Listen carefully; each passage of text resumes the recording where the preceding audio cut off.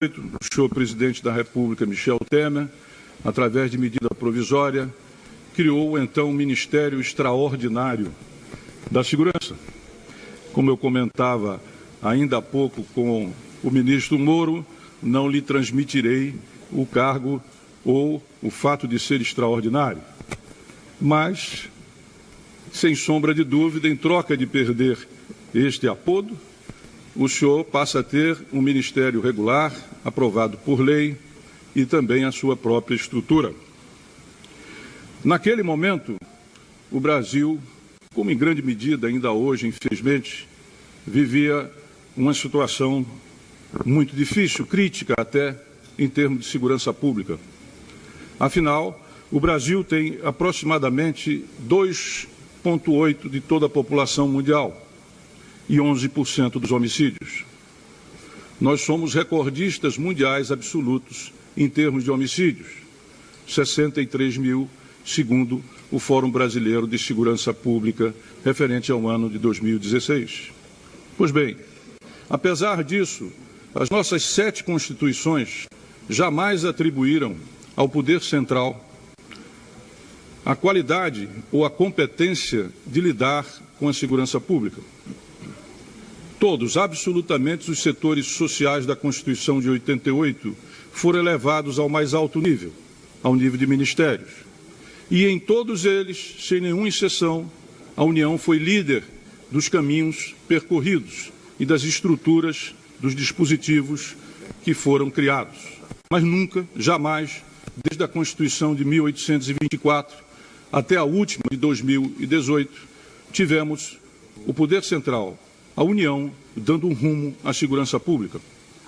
Isso, sem sombra de dúvida, nos gerou o que eu costumo chamar de federalismo acéfalo, onde os estados cuidavam, cada um de per si, da segurança pública, e os municípios sequer participavam desse esforço, segundo a Constituição de 1988, no seu artigo 144, aliás, o único a cuidar da segurança pública. Pois bem, a partir daí e a partir desse diagnóstico foi que nós procuramos conduzir a nossa atuação nesse período. Criar condições para que nós passássemos de um federalismo acéfalo para um federalismo compartilhado. E isso tem um nome, o nome do SUSP, Sistema Único de Segurança Pública, aprovado pelo Congresso Nacional ainda este ano. Esse Sistema Único significa dizer que, agora, doravante, por lei, União, Estados e municípios deverão convergir esforços para combater o crime organizado e reduzir a violência. Significa também dizer que todos, sem exceção, seja Polícia Civil, Polícia Militar, Polícia Rodoviária Federal, Polícia Federal, guardas municipais, Judiciário, Ministério Público, ABIN, Forças Armadas, todos estarão juntos, por lei e institucionalmente, para fazer esse combate. Isso significa dizer que nós superamos, portanto, aquela situação anterior e, sem sombra de dúvida, ministro Moro, esse é um legado que o senhor contará e que será, sem sombra de dúvida, substancial para o seu trabalho. Prosseguindo, nós enfrentamos, então, o que seria o desafio de criar uma política nacional de segurança pública. E hoje nós temos essa política nacional de segurança pública que foi organizada, que foi conformada e estruturada, também um Conselho Nacional de Segurança Pública, que é lei e que, portanto, dota o país de um rumo no que diz respeito à melhoria do sossego, da tranquilidade, do respeito à vida e o patrimônio de brasileiros e brasileiras. Pois bem, demos também um outro passo nesse período, que foi exatamente o de prover recursos para a segurança pública. E o senhor presidente da República editou medida provisória, que hoje já é lei, destinando recursos permanentes das loterias que são geridas pela Caixa Econômica Federal, para que a segurança pública, pela primeira vez, dispusesse de recursos para enfrentar exatamente essa que é talvez a principal preocupação que aflige a brasileiros e brasileiras, a segurança pública. Fomos ainda adiante, senhor ministro Moro, na medida em que nos preocupamos, e esse é um dos aspectos que continua a nos preocupar, além de outros mais, com a questão do chamado sistema prisional brasileiro.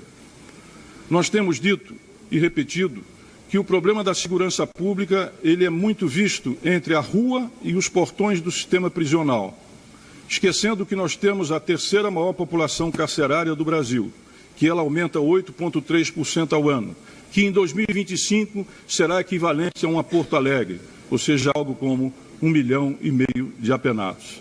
E, infelizmente, os 1.400 estabelecimentos prisionais do Brasil, estabelecimentos estatais que são, eles hoje se encontram sob o domínio de aproximadamente 70 facções. Ora, isso quer dizer que aquilo que acontece na rua, aquilo que nos preocupa, a bala perdida, o sequestro, o homicídio e tantos outros delitos mais, eles têm a sua dinâmica determinada dentro do sistema prisional.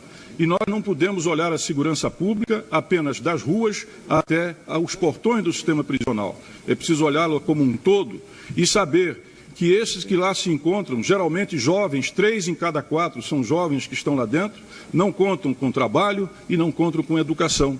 Então, a sua ressocialização, ela não acontece como deveria acontecer. E como um dia eles voltarão até as ruas, é preciso pensar numa reforma desse sistema.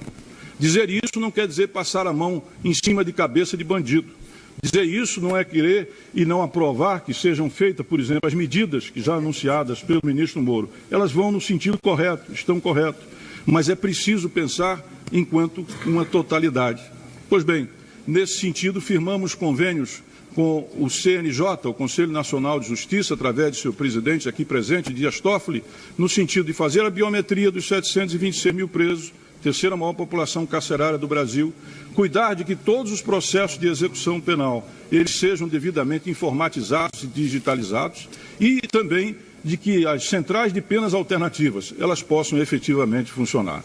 Por fim, para não me alongar ainda mais, porque afinal de contas aqui não se trata de um balanço, é preciso dizer que o BNDES modificou os seus estatutos e passou a financiar a segurança pública, e para isso destinando 42 bilhões de reais nos próximos 5 anos, sendo que já esse ano 2 atas nacionais de preços foram feitas, uma no valor de 750 milhões para a compra de 8 mil veículos e uma outra a mais no valor de 250 milhões para a compra de coletes.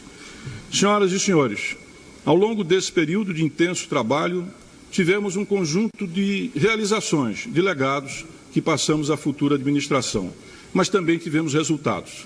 O monitor da violência, que é tocado pela USP e é também tocado pelo Fórum Brasileiro de Segurança Pública, apresentou o resultado de que nos últimos 9 meses houve uma queda nunca antes registrada de 12,4% dos homicídios no Brasil.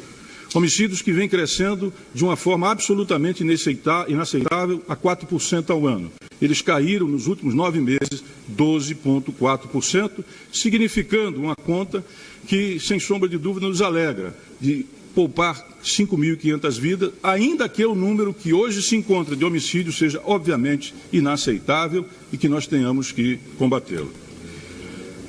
Senhoras e senhores, senhores ministros, senhor presidente do Supremo Tribunal Federal, hora de partir. E a hora de partir também é a hora de saber agradecer. Eu queria fazer aqui alguns agradecimentos, iniciando pelas Forças Armadas e os seus comandantes, ao qual tive a honra, a enorme honra de presidir, digamos assim, de ter um Ministério da Defesa e contar com esses homens e mulheres que fazem a defesa nacional e que são motivos de profundo orgulho. Repito aqui o que tenho dito mundo afora. Nós temos dentre as melhores forças armadas do mundo, formada por homens e mulheres decentes, dignos, preparados e altamente compromissados com os destinos nacionais. Agradeço também, e não poderia deixar de ser diferente, a minha equipe. E aqui destaco o Galouro na Polícia Federal, o Renato na Polícia Rodoviária Federal, o Fiorentini na Secretaria Nacional de Segurança Pública, o Tássio, o Musi, e todos aqueles que integraram as suas respectivas equipes. Agradeço imensamente, não teria sido possível essa trajetória, não teria sido possível chegar aqui se não pudesse contar com eles. Fico muito feliz, senhor Moro, porque os que o senhor escolheu estão à altura deles, sem sombra de dúvida. Não cabe aqui nominá-los, o senhor fará e o nomeará. Mas, sem sombra de dúvida, a equipe que nos sucede é de extraordinário nível. todos eles, os que conheço, aqueles que não conheço, desejo todo sucesso e tenho certeza que vocês levarão adiante muito melhor aquilo que foi possível construir ao longo desse período. Quero também aqui agradecer as polícias desse país, Polícia Militar, Polícia Civil, com quem desenvolvi 5 operações nacionais, guardas municipais, agradecer ao Ministério Público, que sempre foi o nosso parceiro, agradecer ao Judiciário, aqui na presença do senhor presidente Dias Toffoli, com o qual tivemos uma extraordinária e muito veloz parceria, e desejar extrema boa sorte a Vossa Excelência. E, por fim, eu quero dizer que eu pensei em que essa transmissão poderia ficar a cargo do ilustre Torquato, que é meu locador. Eu não sei se vocês sabem, eu sou locatário dele. E o contrato que ele fez, ele reajusta pela LIBOR. Mas, enfim, não é hora de fazer esse tipo de cobrança, mas de agradecer a fidalguia, a amizade do nosso estimado comendador, que foi um parceiro ao longo de tudo que fizemos, como também da nossa Ordem dos Advogados do Brasil. Sem a ordem, não há direito. É bom lembrar isso e eu agradeço muito também ao senhor Cláudio Lamarca. Pois bem, eu dizia que eu pensava que a transmissão deveria ser feita exclusivamente pelo nosso Torquato. Mas eu mudei de ideia. E mudei de ideia por causa do senhor. O senhor teve conosco um comportamento de um respeito, de uma generosidade e de uma dignidade que eu não poderia faltar essa transmissão de posse. O senhor sempre e ao longo desse período, transmissões não são coisas fáceis. Né? Há uma realidade, uma outra realidade se sobrepõe, não é, senhor ministro Osmar Terra? E muitas vezes fazer com que haja essa coordenação e essa fluidez é algo que às vezes até independe dos nossos desejos.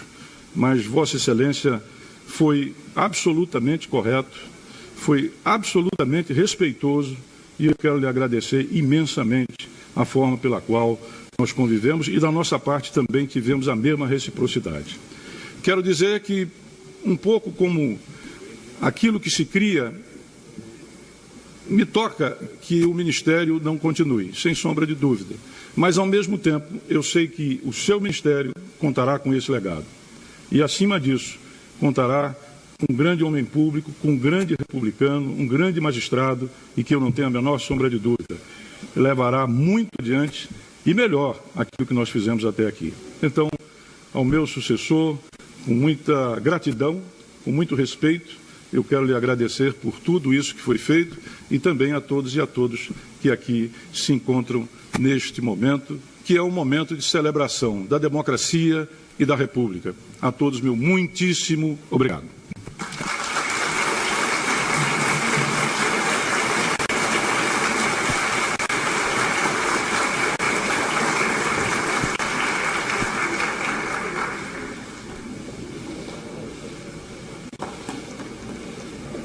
Ouviremos agora as palavras do ministro Torquato Jardim.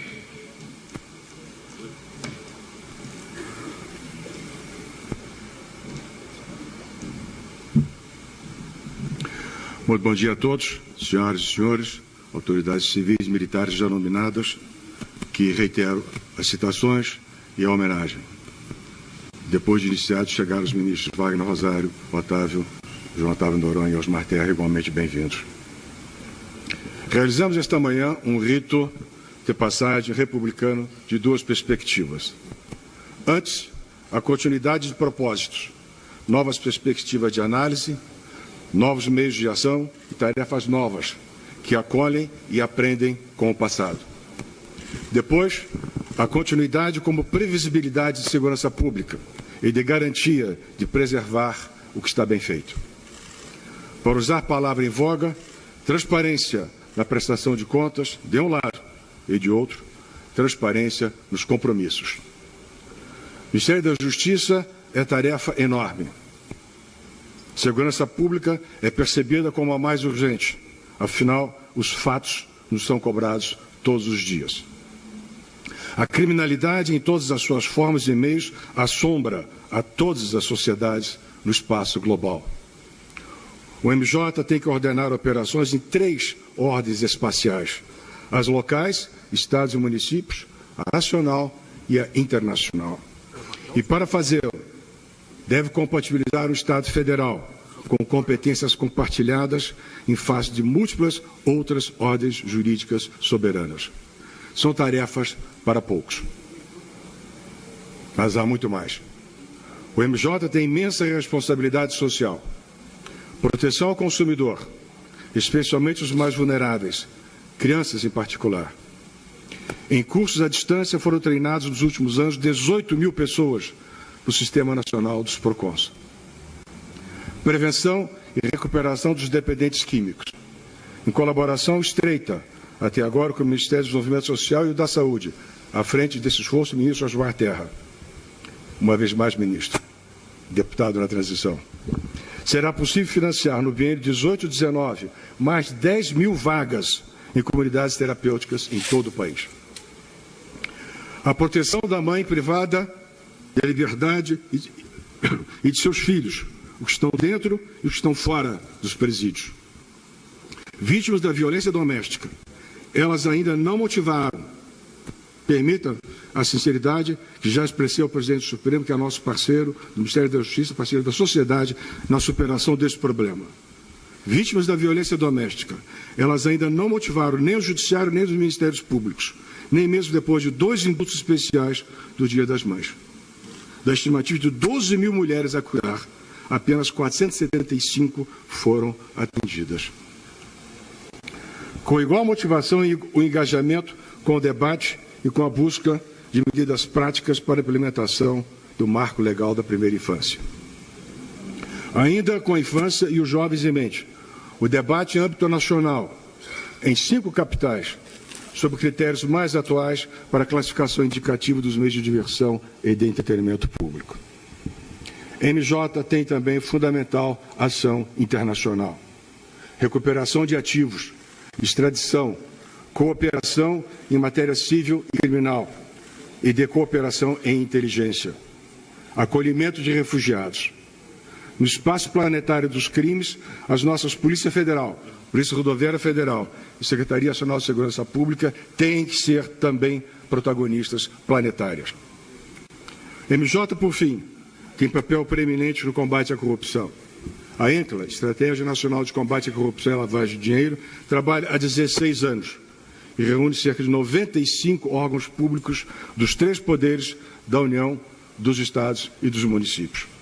A Rede Lab de Prevenção à Falsificação de Moeda opera com reconhecido sucesso em todo o país. São notáveis os resultados obtidos em uma e outra dessas tarefas. Aí, em síntese, nobre ministro Sérgio Moro, o quanto ele entrega o MJ. Trabalho profícuo de servidores dedicados, muitos dos quais aqui há muito mais de 30 anos. Daí, minha homenagem inequívoca e a mais sincera a vocês, servidoras e servidores, que no anonimato da trincheira dão sangue e alma a este ministério. Enfatizo o papel dos servidores como garantia do contínuo da história. O MJ completará em julho próximo 197 anos de sua criação. E o nobre ministro Moro será o titular de número 197.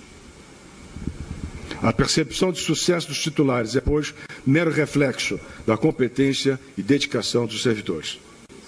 Por fim, ministro Sérgio Moro, receba meu aplauso e admiração por sua ousadia de servir o país nesta nova capacidade, ao custo de renunciar a uma das mais brilhantes carreiras da magistratura nacional de que se tem registro em nossa história.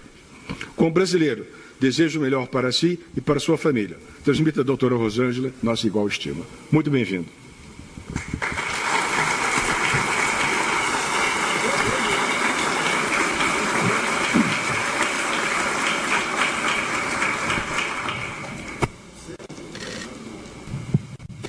Sérgio Fernando Moro.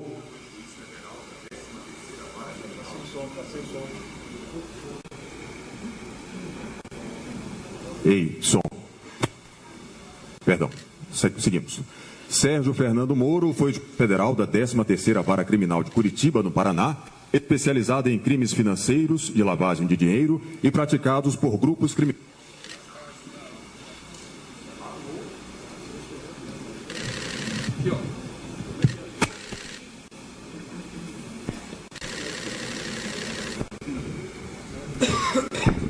Agora sim.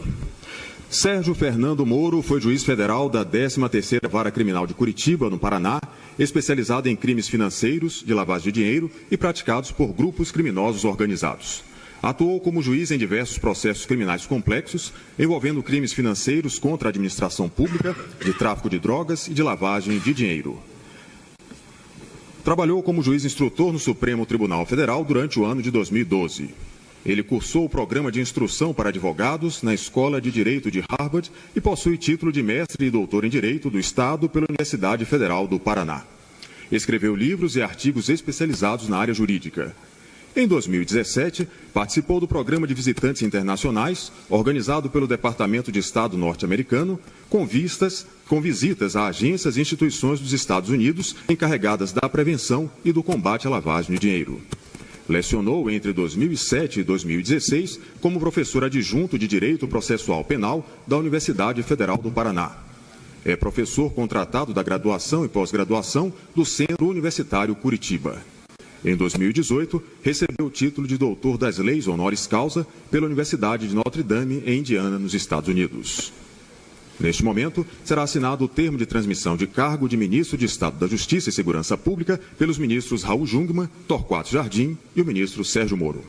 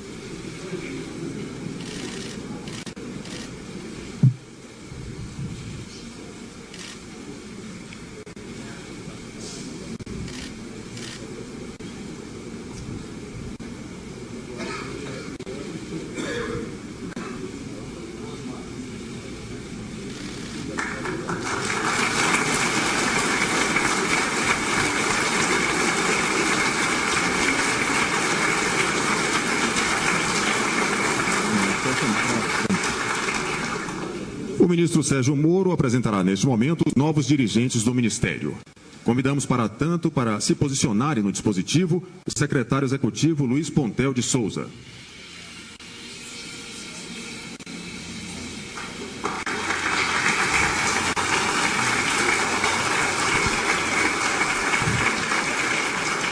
Convidamos o secretário executivo adjunto, Washington Leonardo Guanais Bonini.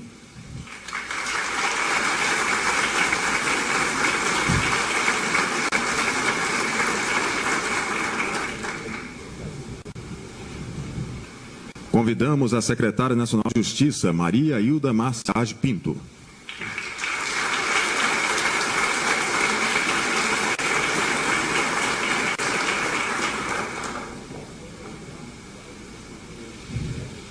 O secretário nacional de Segurança Pública, Guilherme Carlos Teófilo Gaspar de Oliveira.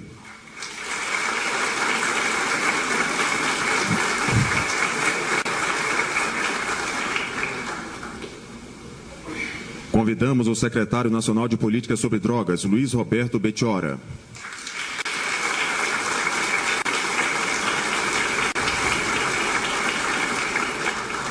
Convidamos o secretário nacional do Consumidor, Luciano Benetti Tim.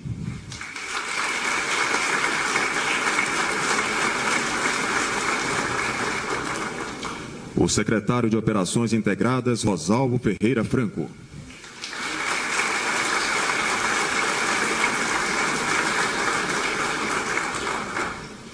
O diretor-geral da Polícia Federal, Maurício Leite Valeixo.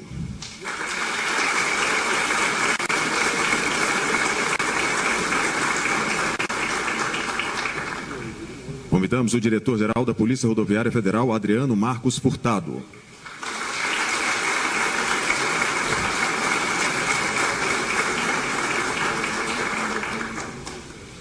Convidamos também o diretor-geral do Departamento Penitenciário Nacional, Fabiano Bordignon.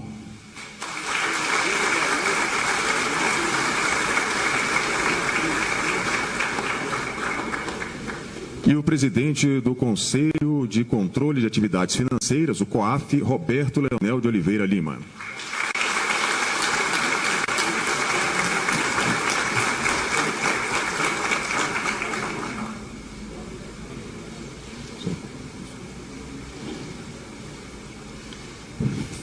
Feita a apresentação da nova equipe, ouviremos agora as palavras do ministro de Estado da Justiça e Segurança Pública, Sérgio Moro.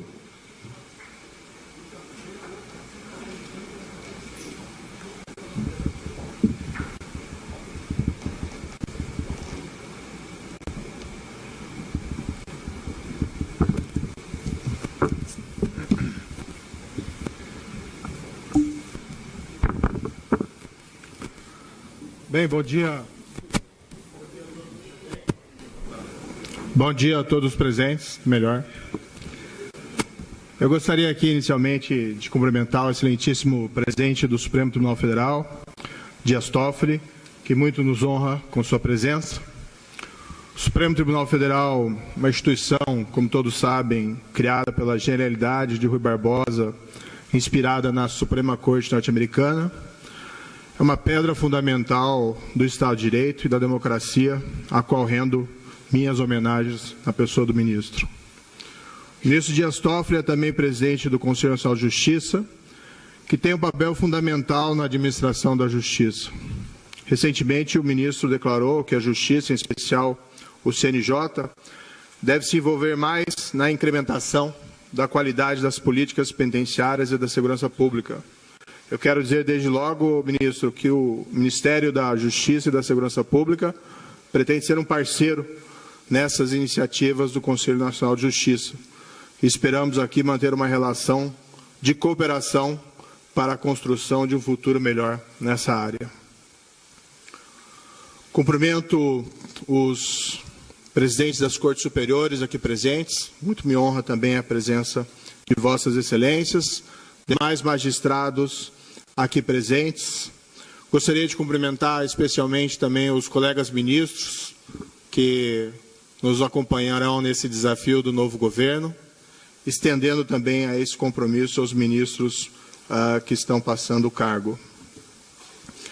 Gostaria aqui de um cumprimento muito especial aos comandantes das Forças Armadas. Eu compartilho do mesmo sentimento do ministro Raul Jungmann, o meu apreço às Forças Armadas. Acredito que as Forças Armadas brasileiras de excelente qualidade têm ainda prestado um papel de fiador da estabilidade juntamente com o Supremo Tribunal Federal nos últimos anos no país. Tomo a liberdade de cumprimentar todos na pessoa do amigo comandante Vilas Boas aqui presente.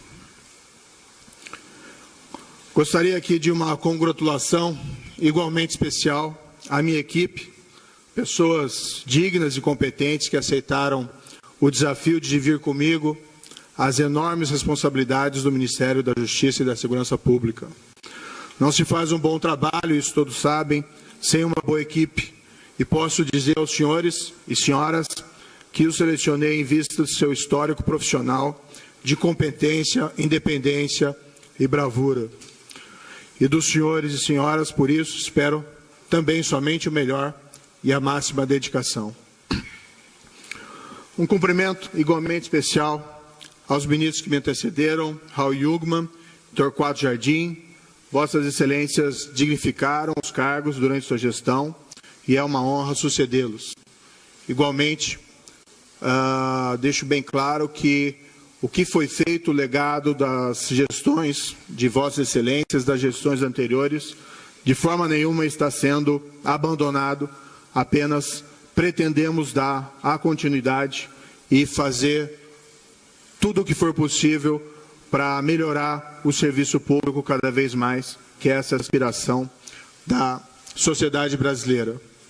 O Ministério da Segurança Pública, ele, na verdade, não se vai, ele permanece apenas com uma outra roupagem. O extraordinário eu vou deixar realmente.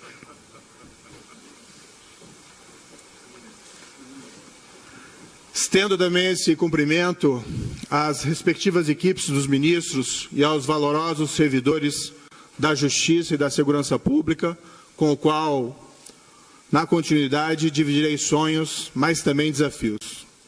Cumprimento todas as demais autoridades, senhoras e senhores aqui presentes, na pessoa dos demais nominados. Quero explicar aqui em rápidas palavras por que eu aceitei o convite do nosso presidente, o excelentíssimo senhor Jair Bolsonaro, deixando 22 anos de magistratura e uma relativamente confortável carreira, pelo menos os aspectos de vencimentos e aposentadoria. Os outros aspectos, não tão confortável. Ontem mesmo, verifiquei que o Brasil, apesar da Operação Lava Jato e dos enormes esforços aqui e ali contra a corrupção, permanece em uma posição relativamente ruim nos índices de percepção quanto à existência de corrupção nos rankings anuais da Transparência Internacional. Entre 180 países, o Brasil ocupa a 96ª posição. Rigorosamente, a pontuação obtida pelo país, 37 em 100 pontos possíveis, caiu desde 2014, quando do início da Operação Lava Jato. Talvez os esforços judiciais, ao revelarem a magnitude da corrupção entre nós, tenham contribuído, paradoxalmente, para elevar a percepção da corrupção. Ao invés desses esforços, eles terem chamado a atenção para o quanto nós temos, não só a instituição judiciária, mas todas as instituições em volta da justiça criminal, e igualmente a sociedade, o quanto nós temos dedicado a superá-la. Isso, para mim, ilustra uma verdade reconhecida e que já repeti várias vezes. Não se combate a corrupção somente com investigações e condenações criminais eficazes. Elas são relevantes, pois não há combate eficaz à corrupção com impunidade e sem riscos de punição para os criminosos. Mas elas não são suficientes. São necessárias políticas mais gerais contra a corrupção. Leis que tornem o sistema de justiça mais eficaz. Leis que diminuem incentivos e oportunidades contra a corrupção. Um juiz em Curitiba pouco pode fazer a respeito dessas políticas gerais. Mas no governo federal, a história pode ser diferente. Há um outro grande desafio, o crime organizado. Grupos criminosos organizados, alguns que dominam nossas prisões, estão cada vez mais poderosos. É preciso enfrentá-los com leis mais eficazes, com inteligência e operações coordenadas entre as diversas agências policiais, federais e estaduais. O remédio aqui é universal, embora nem sempre de fácil implementação. Prisão dos seus membros, isolamento carcerário das lideranças, identificação da estrutura e confisco de seus bens. Assim se leva ao enfraquecimento e ao desmantelamento delas. Não é uma tarefa impossível. Nos Estados Unidos, as famílias mafiosas, outrora superpoderosas, foram desmanteladas pela FBI e pelo Departamento de Justiça a partir da década de 80. Na Itália, a aura de invencibilidade da Cosa Nostra siciliana foi quebrada graças aos esforços conjuntos da polícia, Ministério Público e de magistrados, entre eles os juízes heróis Giovanni Falcone e Paolo Borsellino. O crime violento também aterroriza a população brasileira. As elevadas taxas de homicídio, já mencionadas pelo ministro Raul Jungmann, constituem o pior exemplo. Mas os índices de roubos armados, estupros e de crimes violentos em geral geram uma atmosfera de insegurança que deve ser combatida com estratégia, inteligência e políticas públicas eficazes. Essas elevadas taxas de criminalidade, seja do crime de corrupção, seja do crime organizado, seja do crime violento, prejudicam o ambiente de negócios e o desenvolvimento. Pior do que isso, geram desconfiança e o medo, afetando a credibilidade das instituições e, em certo nível, a própria qualidade da democracia e da vida cotidiana. Não há uma resposta ou uma tarefa fácil aqui. Mas o compromisso do Ministério é, com todos os esforços e dedicação possível do ministro, dos secretários, dos dirigentes, dos servidores dos ministérios e de todos os órgãos e departamentos vinculados a eles, iniciar um ciclo virtuoso de diminuição de todos esses crimes, prosseguindo no legado das gestões anteriores. Tudo isso dentro de um ambiente de respeito às instituições e ao Estado de Direito. Tudo isso com uma esperada parceria com os estados e municípios, em especial com suas forças policiais, Polícia Militar e Polícia Civil. Os planos ainda estão em elaboração e não caberia aqui detalhá-los. Mas, alguns exemplos. Pretendo que a Secretaria Nacional de Segurança Pública, utilizando sabiamente o Sistema Único de Segurança Pública e o Fundo Nacional de Segurança Pública, um legado da gestão do ministro Raul Jungmann, atue não só com investimentos para auxiliar as polícias estaduais e distrital, mas também para padronizar procedimentos, gestão e estrutura, respeitadas, obviamente, as autonomias locais. Deve ter um papel equivalente ao da intervenção federal no Rio de Janeiro, e que reestruturou a segurança pública naquele estado. Aqui, evidentemente, substituindo intervenção por cooperação. Pretendo que o Departamento Penitenciário Nacional incremente a qualidade das penitenciárias federais para o absoluto controle das comunicações das lideranças de organizações criminosas com o mundo exterior. Pretendo ainda que ele destrave os investimentos nas estruturas prisionais dos estados e do Distrito Federal, que está elaborando e deixando à disposição deles projetos e modelos de penitenciárias, evitando que os recursos disponibilizados pelo Fundo Nacional Penitenciário fiquem imobilizados por falta de projetos e execução, como infelizmente ocorre. Precisamos, com investimentos e inteligência, recuperar o controle do Estado sobre as prisões brasileiras.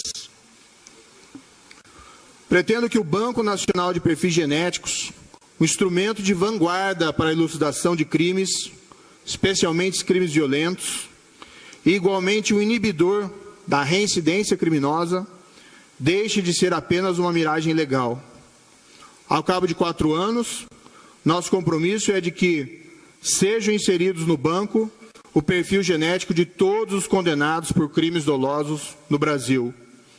Ou, se não conseguirmos a alteração pretendida na lei para tanto, de todos os condenados por crimes dolosos praticados com grave violência à pessoa. Respeitosamente, quero contar para esse projeto com o apoio do Conselho Nacional de Justiça, uma vez que já há um projeto de parceria entre o CNJ e o Ministério da Justiça em andamento para a colheita de dados biométricos dos presos. Pretendo também que o Departamento de Recuperação de Ativos e Cooperação Jurídica Internacional, o DRCI, aprofunde a cooperação jurídica internacional para que o refúgio do criminoso no exterior seja uma alternativa cada vez mais arriscada. Não deve haver portos seguros para criminosos e para o produto de seus crimes. Quando países não cooperam, quem ganha é somente o criminoso. O Brasil não será um porto seguro para criminosos e jamais, novamente, negará cooperação a quem solicitar por motivos exclusivamente político-partidários. Pretendo que a Polícia Federal, a Polícia Rodoviária Federal e todos os demais órgãos de controle e inteligência, entre eles o COAF, possam agir com os recursos e as liberdades necessárias. Não cabe ao ministro interferir nessa liberdade. Ao contrário, deve provê-los com os meios necessários para o desenvolvimento de suas tarefas. Nessa linha, aliás, um dos imediatos compromissos, não meu, mas que me foi apresentado pelo novo diretor-geral da Polícia Federal, será o de reestruturar e fortalecer as diversas forças-tarefas e equipes policiais encarregadas de investigar a grande corrupção, seja nos inquéritos em Curitiba, São Paulo e no Rio de Janeiro, seja nas investigações perante as Cortes Superiores de Brasília.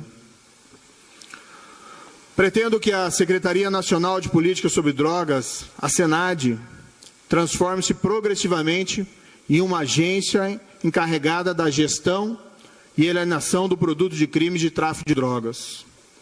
O tráfico de drogas, que envenena a nossa sociedade e nossas famílias, é infelizmente uma atividade muito lucrativa.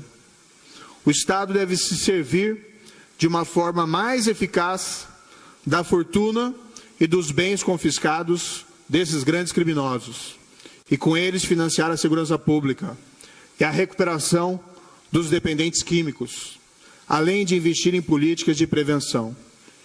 Infelizmente, isso é feito ainda de uma maneira muito tímida, desperdiçando recursos valiosos nas mãos desses criminosos. Um dos objetivos prioritários será apresentar um projeto de lei anticrime já no início da próxima legislatura e lutar para convencer, com respeito e toda abertura ao diálogo, os parlamentares. Não haverá aqui a estratégia, não muito eficaz, de somente elevar penas. Pretende-se, sim, enfrentar os pontos de estrangulamento da legislação penal e processual penal, e que impactam a eficácia do sistema de justiça criminal. Propostas simples, mais eficazes, como, entre outras, a previsão de operações policiais disfarçadas para combater o crime, a proibição de progressão de regime para membros de organizações criminosas e o plea bargain para que a justiça possa resolver rapidamente casos criminais nos quais haja confissão. Pretende-se deixar mais claro na lei, como já decidiu diversas vezes o plenário do Supremo Tribunal Federal, que no processo criminal a regra deve ser da execução da condenação após o julgamento da segunda instância. Este foi o mais importante avanço institucional dos últimos anos, legado do saudoso ministro Teori Zavascki. Pretendemos honrá-lo e igualmente beneficiar toda a população com uma justiça célere, consolidando tal avanço de uma maneira clara e cristalina na legislação. Processo sem fim é justiça nenhuma. Pretende-se ainda fortalecer o Tribunal do Júri, prevendo a execução imediata dos vereditos condenatórios, como já decidiu a primeira turma do Supremo Tribunal Federal, inclusive compondo ela o ministro Dias Toffoli. Esses são apenas alguns exemplos das medidas previstas no projeto em elaboração. Adiante virão projetos mais complexos, que terão que ser debatidos com outras pastas, para reduzir incentivos e oportunidades para a prática da corrupção e de outros crimes. Na elaboração, quero contar com subsídios de outras instituições, como o Ministério Público, como a OAB, que também homenageio na pessoa aqui do presidente Cláudio Lamáquia, com os órgãos policiais e com o apoio da sociedade civil organizada, como de entidades como a Transparência Internacional. Não desconheço que o Ministério tem outras grandes responsabilidades, como políticas na área do consumo, da imigração, registros sindicais, essa é uma novidade, e o Arquivo Nacional. Também terão todas elas a nossa atenção.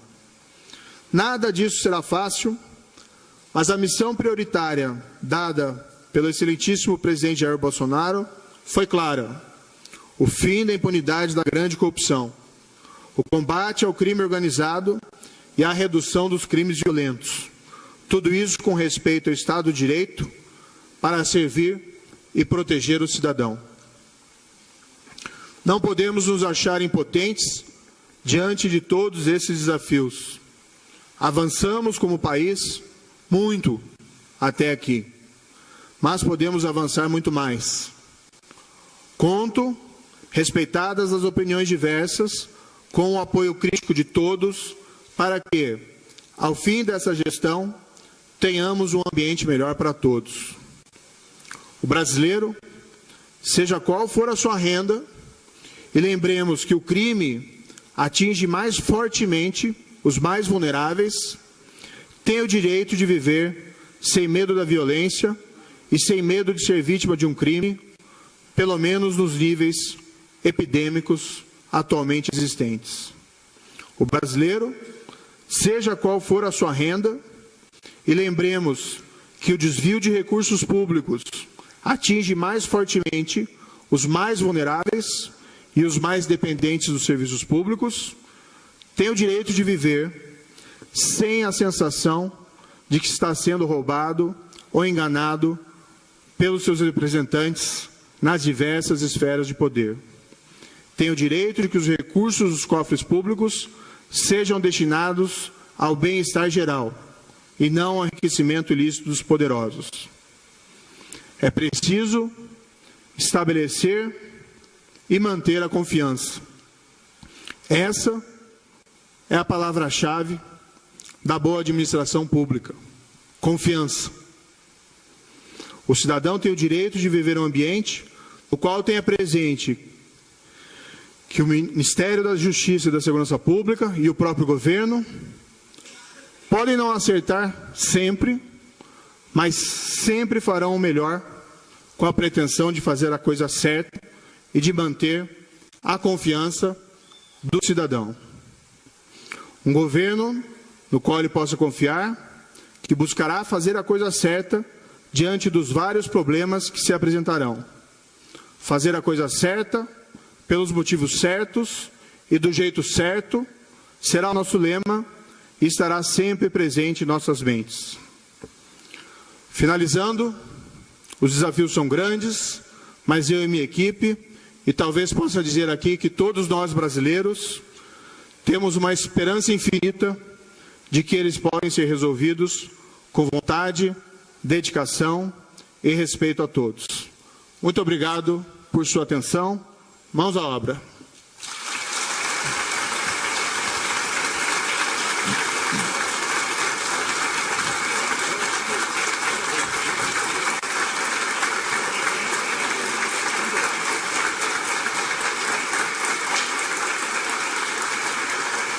Está encerrada esta cerimônia. Obrigado a todos pela presença e bom dia.